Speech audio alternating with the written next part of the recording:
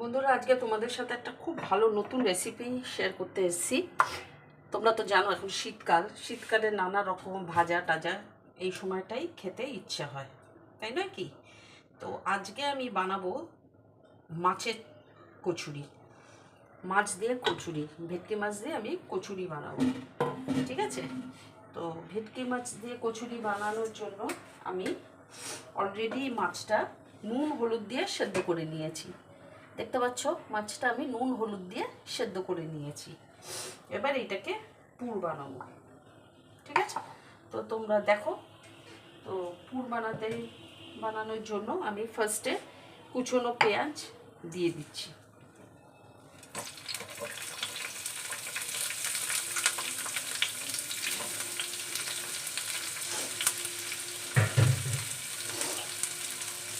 তো পেঁয়াজ কুচি দিয়ে দিলাম।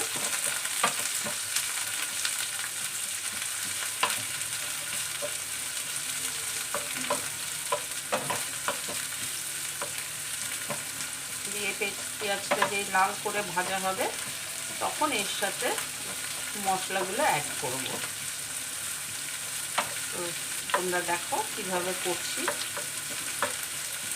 খুব সুন্দর খাওয়া, তোমরা জানো এই শীতকালটাই ইচ্ছে হয় একটু কড়াইশুঁটি কচুরি, আলুর পরোটা, মূলো পরোটা রেসিপিটা আমি দিয়েছি, আলুর পরোটারও দিয়েছি। তো এই কচুরিটা নতুনত্ব, অনেকে জানো অনেকে জানোও না। তো এইটা আমি তোমাদের সাথে আজকে শেয়ার করছি। এই একটা সিজন, যেই সিজনে খাওয়ার হজমও হয় এবং নানা রকম সুস্বাদু রান্না করে খাওয়াও যায়। তো অনেক দিন ইচ্ছে ছিল একটু মাছের কচুরি করব। তো আজকে সেই সময়টা পেলাম, সুযোগটা পেলাম বলতে পারো। তো চলো দেখতে থাকো।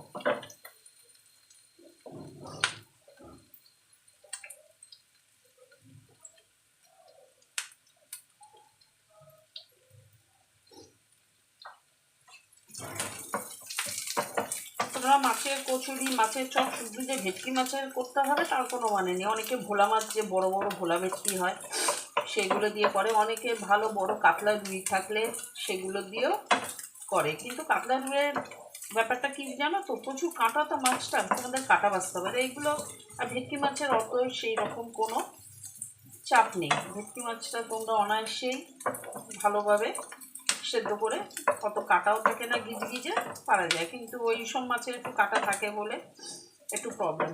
অনেকে চিংড়ি মাছেরও করে, কিন্তু যেহেতু আমার এখানে চিংড়ি অ্যালার্জির ব্যাপার আছে, তো চিংড়ি মাছেরটা আমি সচরাচর করতে পারি না। তো দেখো,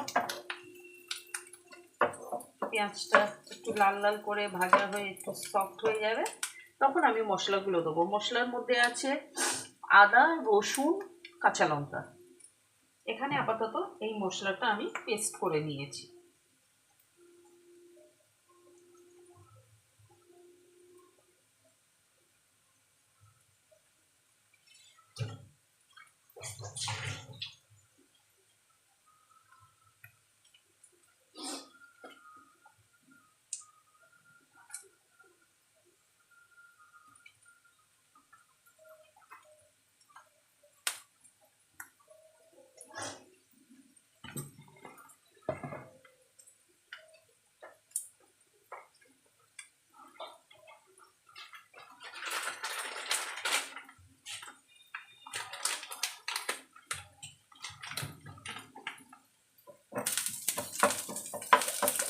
তো পেঁয়াজটা ভাজা হয়ে গেছে, এবার আমি এই পেস্টটা দেবো।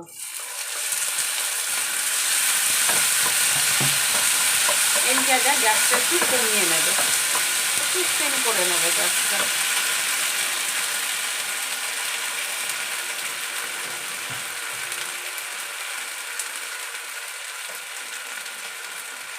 ঝালটা তোমরা যে যেমন খাবে পরিমাণ মতো দেবে, ঠিক আছে? আবার এক জায়গায় ঝালও ভালো লাগবে না, আবার একেবারে ঝাল ছাড়াও এইসব মুখরোচক খাবার ভালো লাগে না। তো এটার মধ্যে এবার আমি একটু দেবো স্লাইস জিরের গুঁড়ো,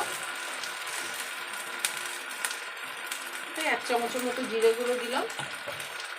দেবো একটু ধনের গুঁড়ো হালকা, একটু দেবো হলুদ,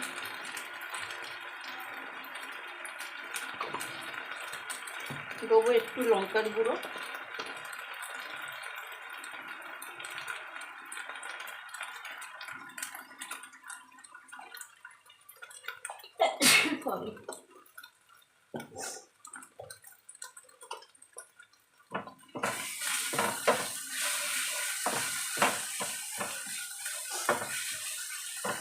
দেবো একটু গরম মশলার গুঁড়ো।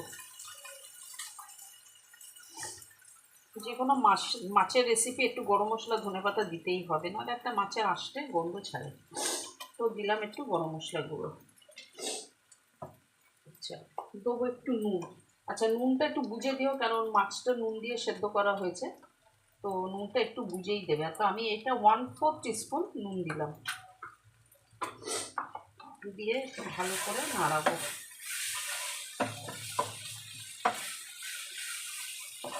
যাতে ভাজা ভাজা হয়, মশলাটা কাঁচা গন্ধটা না থাকে। দিয়ে ভালো করে একটু নাড়াবো।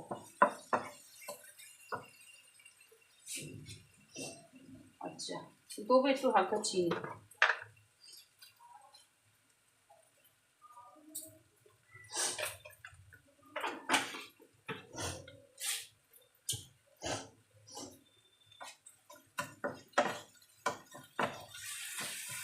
দিয়ে ভালো করে মশলাটা নাড়াচাড়া করব।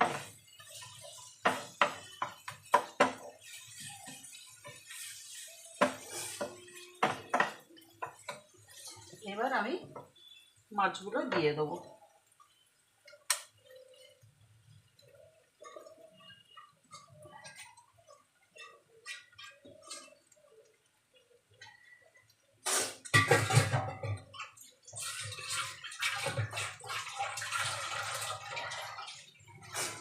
দিয়ে একটু মাছগুলোকেও এর সাথে মশলার সাথে ভালো করে মিশিয়ে নাড়াচাড়া করে দিতে হবে।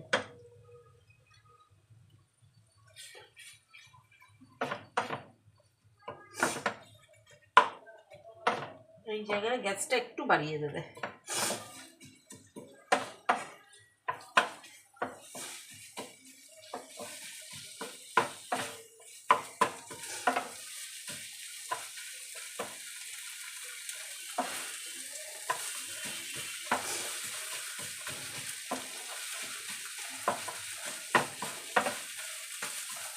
তো কী কী দিলাম বুঝে গেছো। আদা রসুন লঙ্কা পেস্ট, জিরে গুঁড়ো, ধনের গুঁড়ো, গরম মশলা, নুন, মিষ্টি, আর পেঁয়াজটা কুচিয়ে ভাজা করে দেবে। তো এইভাবে পুরটা রেডি করবে, ঠিক আছে। আচ্ছা, এবার দিয়ে দেবে একটু ধনেপাতা কুচি।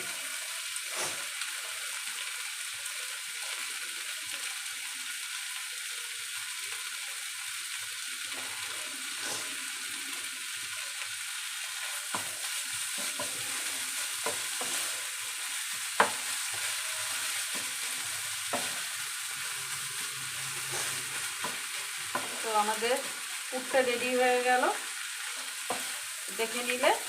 তো এইভাবে পুরটা করবে। এবার এইটাকে তো ঠান্ডা করতে দিতে থাকবে। ঠান্ডা যেই হয়ে যাবে, তারপর ছোট ছোট করে লেচি করে পুরটা ঢুকিয়ে বেলে গরম তেলে ভাজবে। সেই স্টেপটাও আমি যেটুকু একটু দেরি হবে, আমি এখন পুরটা তোমাদেরকে শেয়ার করলাম। আর যখন ওইটা তৈরি করব লেচিটার মধ্যে ভরে, তখন তোমাদের সাথে আবার আমি শেয়ার করব, ঠিক আছে। তো till then please stay tuned for my next continuation of this recipe. Thanks for watching.